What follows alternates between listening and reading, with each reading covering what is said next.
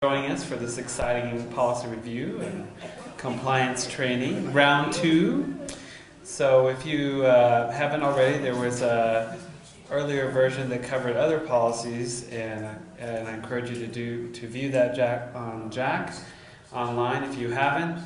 And I wanted to introduce with me today, I have Sue Kyle, who was working previously in human resources and is now coordinating our policy project for the entire institution. So she has been very instrumental in getting a lot of these policies through the shared governance process and for approval. So today we're going to talk a little bit about those that have been updated and the review that's been done. So policies clearly define our expectations for interactions with one another. We interact with civility, respect, professionalism in a way to promote teamwork. So that's why I think a lot of the policies that we're going to cover today are important. Okay, before we start, just to give you an update on the overall policy project, we did have 40 policies that will be updated this year. In human resources, we've had 8 updates and 5 that are going to be retired for this year. And each goes through the shared governance process, so it goes through faculty senate, staff senate, student government association as needed, and then the governance council, and then ultimately the governing board for approval and implementation. So if you haven't been involved in the process, since we have so many that we're reviewing this year, I strongly encourage you to get involved and participate. Last year, about 30 policies were updated, all of Section 1, which includes the shared governance policy 111. And others updated last year include the faculty workload policy 3.6, 11 policies in human resources, and we had 4 policies in the information technology area, now Section 8, formerly Section 7. So a little bit about what you're going to get out of this session. The main updates we're going to talk about are the service and other animals on campus policy, drug-free workplace and campus, the discrimination and harassment, sexual harassment, and we're in the process of drafting the sexual misconduct and violence policy. So we're going to go over a little bit about that, and also what is your role, responsibility, and understanding what the workplace expectations and behavior are as it relates to those policies. As far as what do we expect as far as behavior when interacting with one another, we certainly expect professionalism. Each person performs their task with genuine earnest and honesty. It refers to a person doing his or her job with sincerity and maintaining professional etiquette and ethics in the workplace. The official Webster Dictionary definition is the skill, good judgment, and polite behavior that is expected from a person who is trained to do a job well. I think we're going to talk about civility as well. A lot of these policies address civilized conduct, especially being courtesy, polite, as well as respect, holding in esteem, regard, or respect for somebody in their position. Teamwork, the process of working collaboratively with a group of people in order to achieve a goal, or the combined action of the group of people, especially when efficient and effective. So some of the policies that will cover that, Sue's going to go over some specifics of the ones that were passed pretty recently. One of the ones we recently updated is service and other animals on campus. We had had a policy for a number of years, but the laws have changed over the last few years, and so the policy needed to be updated. This particular policy applies to both students and employees. It's one of the few that applies on both sides of our campus, so it's an important one for all of us. In the case of service animals only apply to dogs by law.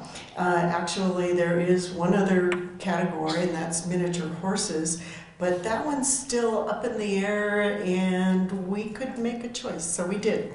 And our choice was that service animals on the SFCC campus would be restricted to dogs at this particular point. It does leave an opening for other animals under certain circumstances, but those are pretty rare because they require a good deal of discussion with HR and with our disability services folks to determine whether they really are appropriate on our campus and can be utilized here and have all of the controls in place that we really need. Most of the time, a service animal, a dog, it'll be visible what's happening. They're helping someone who's blind find their way on campus, or they're pulling someone in a wheelchair. So, you know, there won't be a need for us to even question what a service animal is. If it looks like it's an unusual circumstances, there are literally, under the law, 2 questions that we can ask. Is this a service animal? And what tasks does the animal perform? That's it.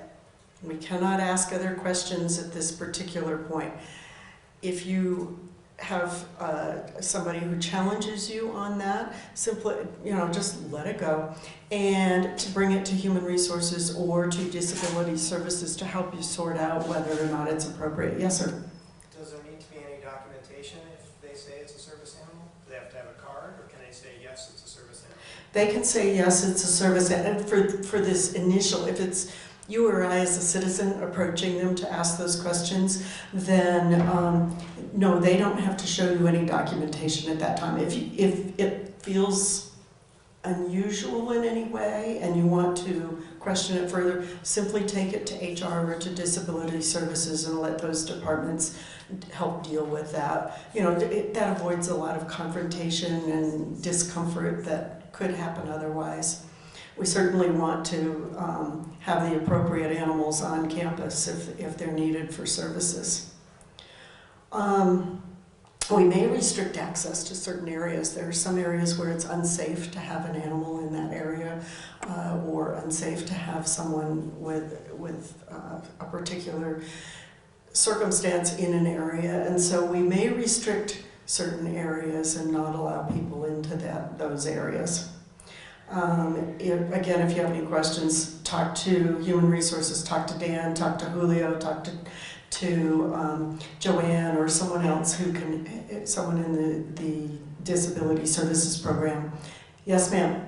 Have those areas been identified as that our pets are not allowed, or the service pets are not allowed? Yeah, usually it's areas, behind the scenes areas, like some of the maintenance closets and other kinds of things like that, where it would be so restricted that it would be unsafe. That's the type of thing, and if there is a question, then again, go see Dan, go see Julio, go talk to Disability Services to determine what those areas might be if there's a question. Yes, sir? What about the animal that is providing Emotional support? You know, at this particular point, there's still a lot of controversy about whether that is considered a service animal or not. That's another circumstances where it'd probably be best to bring it into Human Resources and or Disability Services to get the discussion going about whether that's appropriate in that particular circumstance. From what I can read, there are times when, yes, that would be considered a service animal, and other times when not. And so I think it would be good to just open the discussion. Go ahead.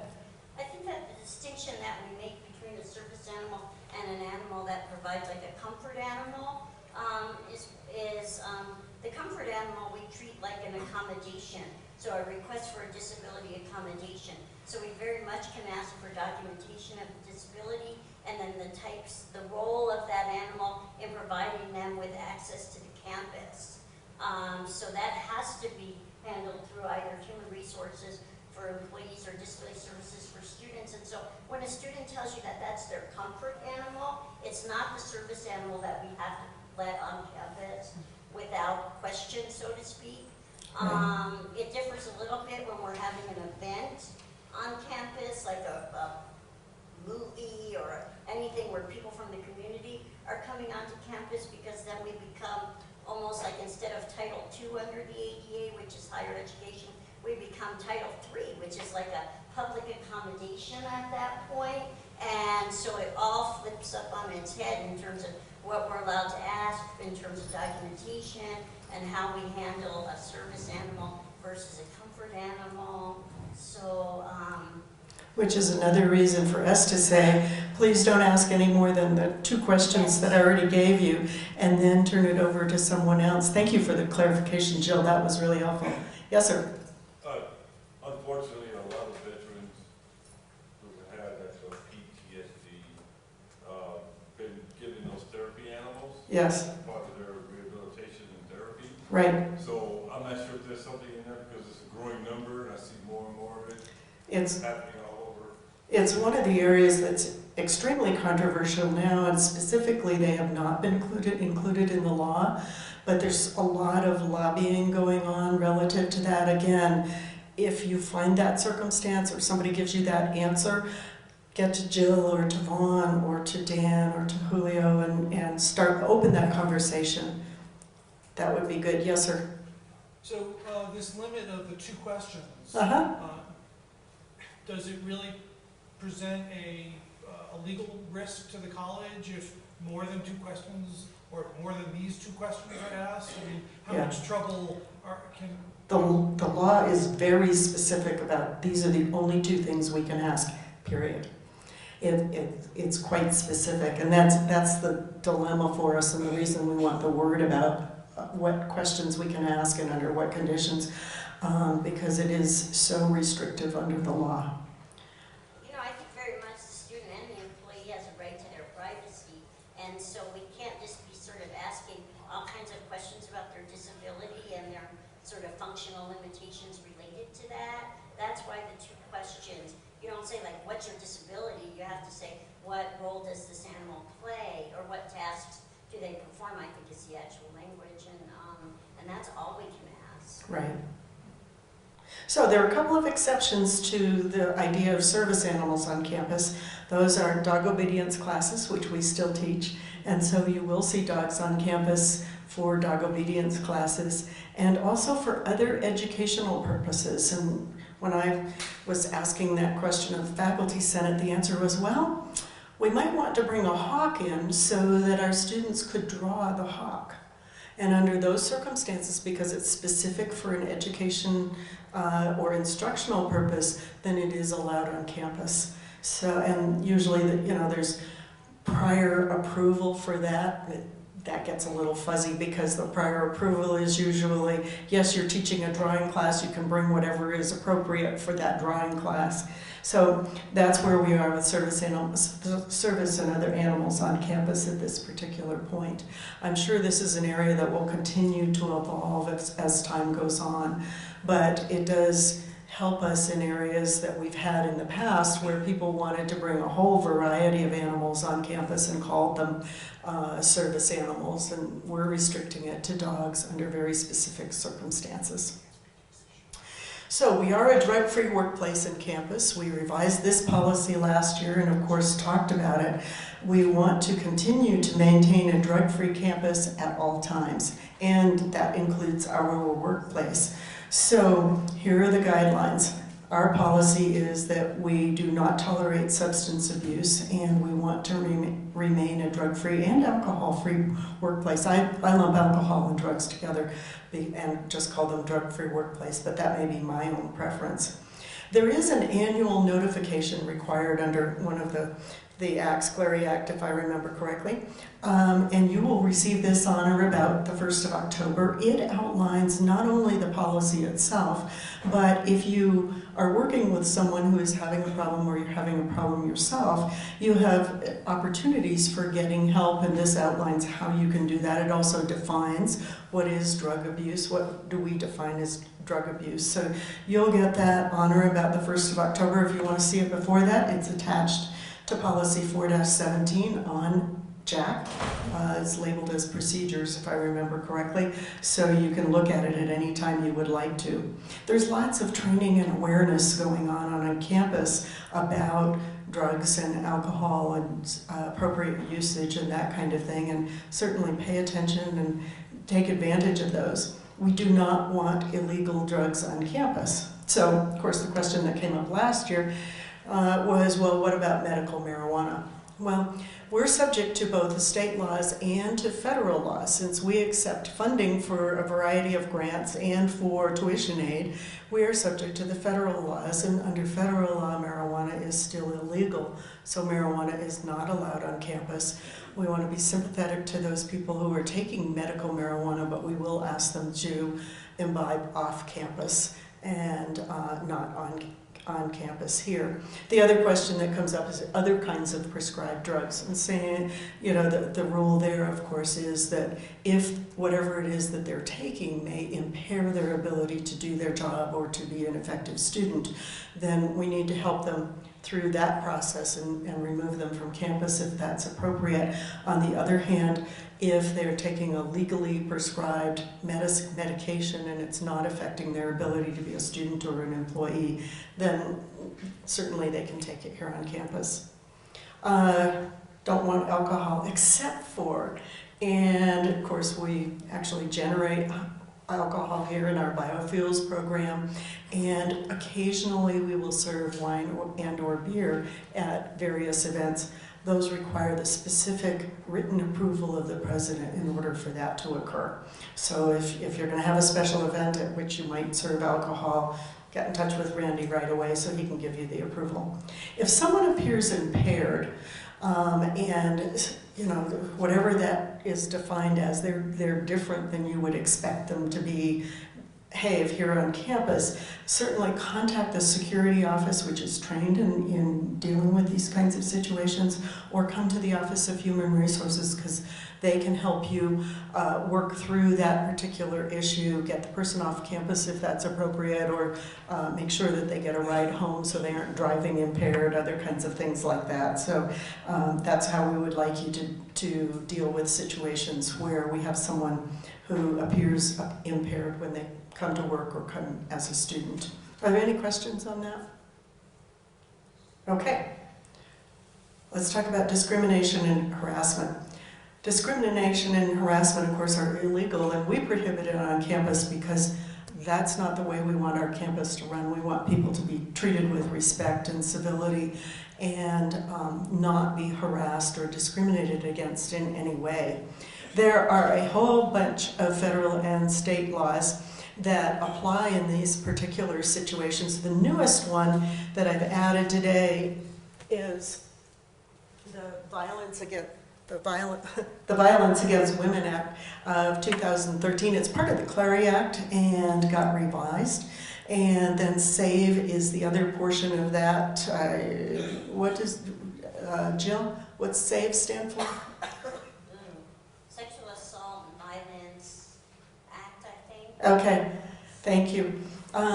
Actually, this Violence Against Women Act is kind of interesting because it covers more than just women and make sure that all of the protected classes are covered under this policy as well. So we have quite a few that we have. So just generally, all of these laws cover protected classes. So I'd like to ask you to turn to a neighbor and just talk through, make a list of what you remember are the various protected classes, the groups of people that we can not harass or discriminate against. There are about 13 of them.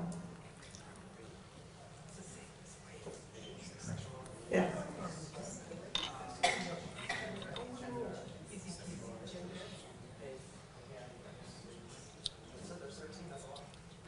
Yeah, there are 13 in all.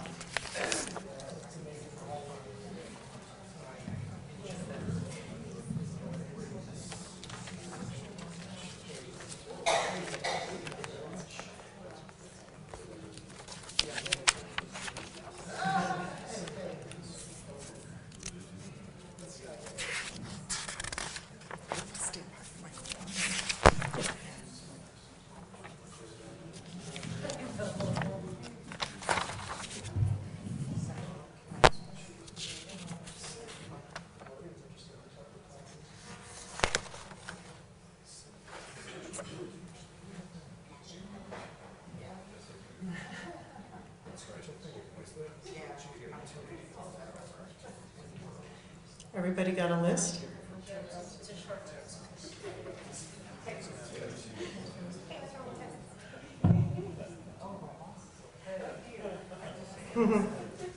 Okay, what are some of the areas we prohibit discrimination and harassment? Have you got one? Age, Age. What else? Call them out. gender, Gender. race, Race. Religion. sexual orientation, Sexual orientation. Socioeconomic status. Socioeconomic status. What el- Disabilities. I'm sorry? Disability. Disabilities, yes. Serious medical condition or disability. What else? Do we have about pregnancy? No, pregnancy isn't a disability. There are certain circumstances where pregnancy becomes a disability, but for the most part, You can't discriminate against pregnancy, right? you cannot discriminate against pregnant women, that's true. What else? Political affiliation. Political affiliation, what else? I'm sorry? Ethnicity, good one. National origin. National origin, good one. Education. Education, marital status, marital status, very good. Actually, it's called spousal affiliation in the law, but marital status will do. What else? Okay, I'll read you the list. You got most of them. Race, color, ancestry, sexual orientation, age, serious medical condition, spousal affiliation, religion, national origin, sex, gender identity, physical or mental disability or handicap, and veteran status. So you got most of them. You did good. Okay. So here on campus, I think the real message for all of us here on campus is, we want to treat people with respect and with dignity, and without regard to any of these particular characteristics that they bring with them to campus. And so if we think about it in that positive way, and we treat one another as we would want to be treated, we'll stay within the law. So, Dan. Okay, well, speaking of laws, we have Title VII, so we're going to talk a little bit about sexual harassment. Thank you, Sue, that would be very helpful. So basically, there are two types of sexual harassment, one being quid pro quo, which is Latin for this, for that, and hostile work environment is the other major category. So in terms of quid pro quo, it's an example when includes requests for dates or unwelcome repeated requests for sexual favors in return for a job or a promotion or other job-related opportunities. So that's a quick summary for quid pro quo type of sexual harassment. The classic one for hostile work environment, the most common one, is exchange of dirty jokes or posting of sexually explicit pictures. So, we do understand in our environment, in particular here at SFCC, where art is an important part of academic training and academic freedom is important. So this, the policy isn't made or limited to limit artistic displays, but rather to allow us to work through those circumstances where an employee is offended by something or that he or she observes or asked to take a part of. So those are the main ones. So let's do a quick exercise of which one of these you think is sexual harassment, and you can do this in pairs, and Joanne will go around with the mic and you can let us know the answers. So the first one is two coworkers forward each other some off-color jokes that they receive in emails. Is that sexual harassment? True. Are they using their office emails, or are they using personal emails? Office. And off-campus activities? No, this is on campus.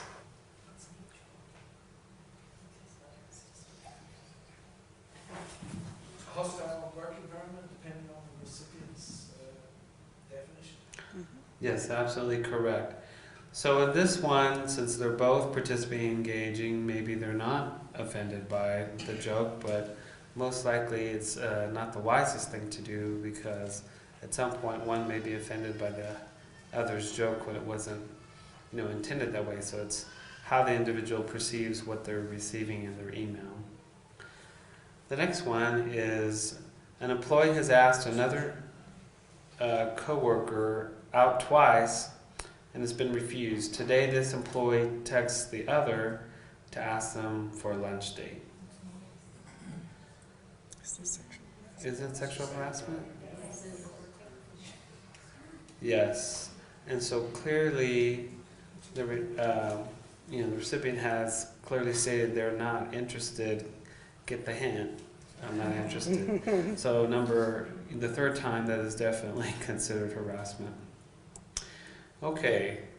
An employee sends a picture of his lower half in dress pants via text messaging to a contractor. He writes, "Use your imagination." I can see the reactions around the room. Is this sexual harassment? Mm-hmm. Could be, yes, maybe? Yes. What if the vendor sells shoes and it was use your imagination for that? There you go. It's a stretch, Brandon. Okay. Yes, this could easily be perceived as sexual harassment, so I would say yes. The next one is an employee who is friends with another employee on Facebook sends a message to them via Facebook Messenger. "Hi, hottie, I want you right now." Throw my phone out. So once again, they're friends on Facebook.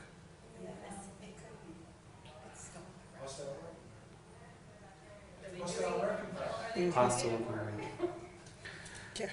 Yeah, it could be perceived. So just because they're your friend on Facebook doesn't mean they want to receive these kinds of messages via Messenger. So once again, it's the person received the message if they perceive that. So it really depends on the relationship. So sexting is, up and coming, very strong part of sexual harassment that falls under the hostile work environment situation. And it's the act of sending sexual explicit material using text messaging. It's often done using mobile phones, but sex can include sexually explicit text messages, or they can also include photographs, images, or videos. So that would all fall under the sexting definition. Which leads me to my next slide. We are working on a draft policy in collaboration with Student Conduct as well, who has one that's geared more towards students and ours towards employees. But the Campus Sexual Violence Elimination Act is what SAVE is part of the Violence Against the Women Reauthorization Act, VAWA, and it protects gays, lesbians, and transgender individuals, Native Americans, and immigrants, both men and women who are victims of domestic violence, dating violence, and stalking.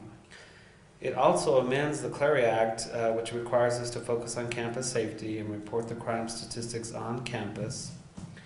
And very recently, the President has appointed Dr. Carmen Gonzalez, the Vice President of Student Success, as our Title IX coordinator. And so as such, she becomes the point person on campus to guide the prompt investigation and resolution of any complaints.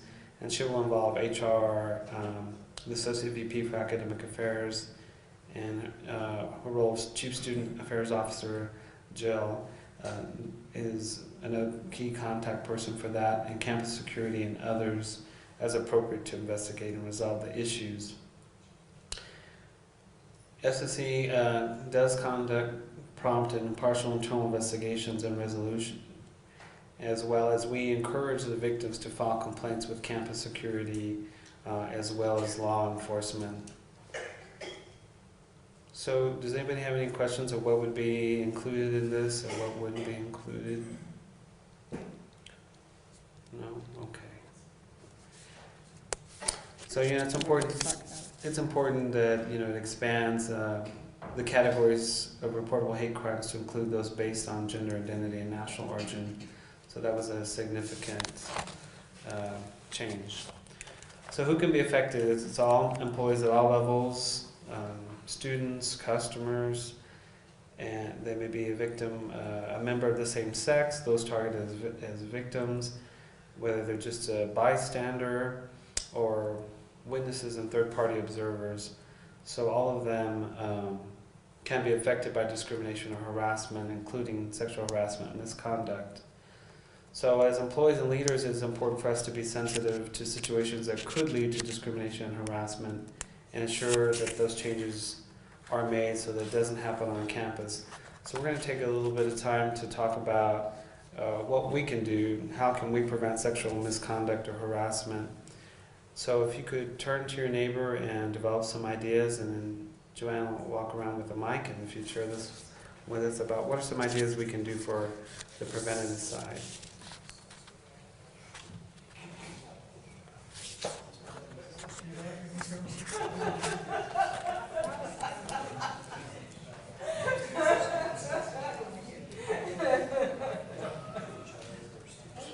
Brian's got a good idea. No? No? Well.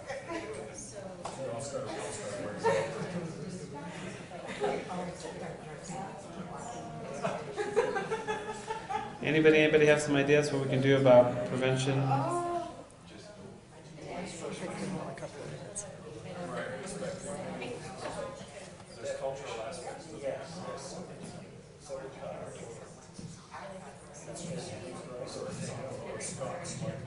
Yes. Right, we came up with Educate Our Campus. Okay, education, very, very important. What are you going to tell them?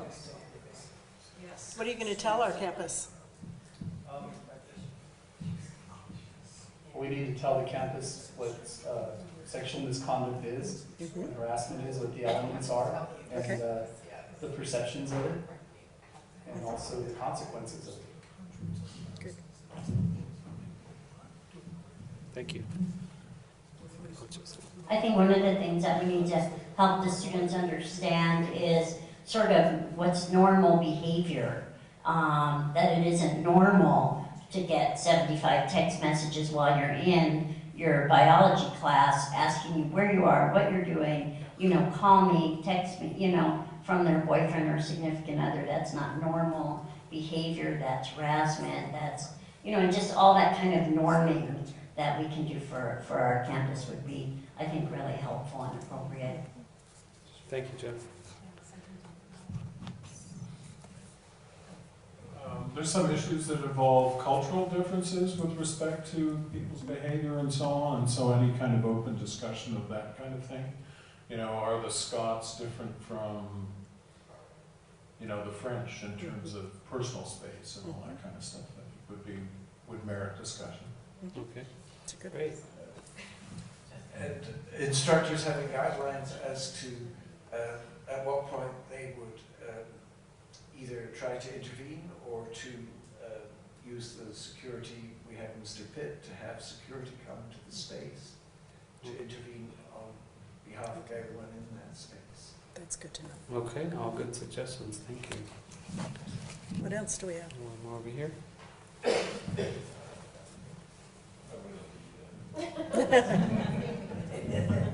I would say depending on the age of the people, and what kind of audience you have, because you have to remember that a lot of folks will not understand when they come to an institution like this, they're fresh out of high school, what they may do or what they're used to doing, and they don't see the policies and procedures that we have here. So I would say in a new orientation that's some kind of way that's brought out to them and explain to them that since this is not your house and you're not doing things you did when you were in high school, junior high, whatever, this is the policy here. So if you kind of put it out there, I think they'll grasp it.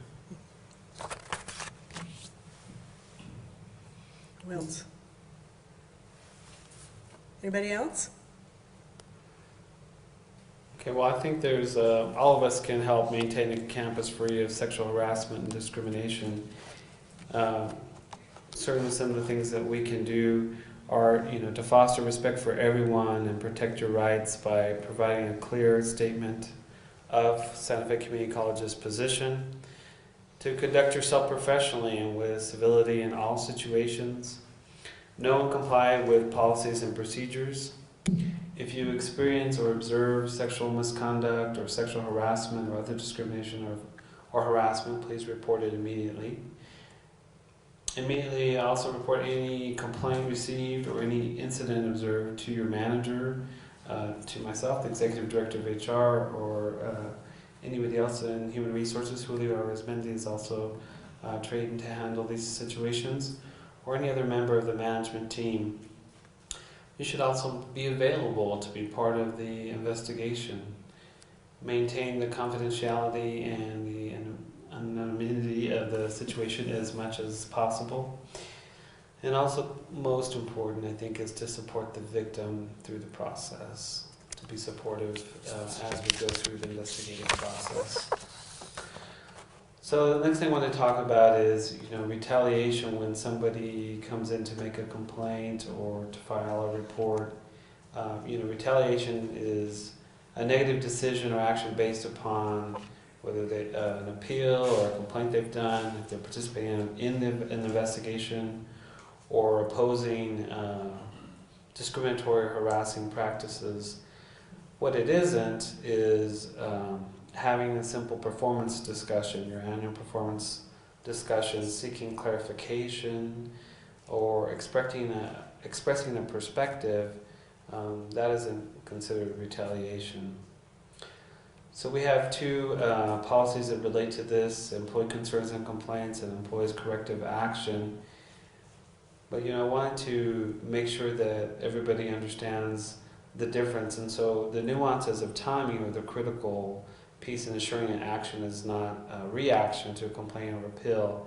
So, for example, if the manager has already started to address poor productivity and has regular meetings with employees, and then the next meeting is not considered retaliatory, but it's just simple ongoing involvement in helping the employee improve morale. But if this is immediately following that they filed a complaint and they've never had a progress discussion with this employee, that could easily be interpreted as retaliation. So that's an example of where you would need to be careful. Any questions on retaliation?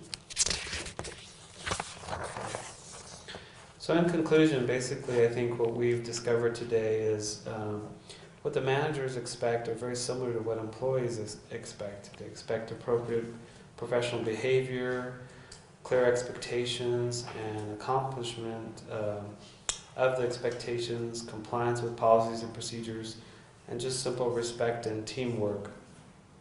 I think the main difference that you see on the slide is managers expect productivity, where employees expect clear performance expectations, what the manager expects from them. But everything else, I think, is very similar. We expect the same thing. We expect to be treated fairly and with respect. So thank you for coming today and for your time. And if you have any other questions, we're available to answer them. If you want to ask one-on-one, I'd be willing to do that as well. So thank you.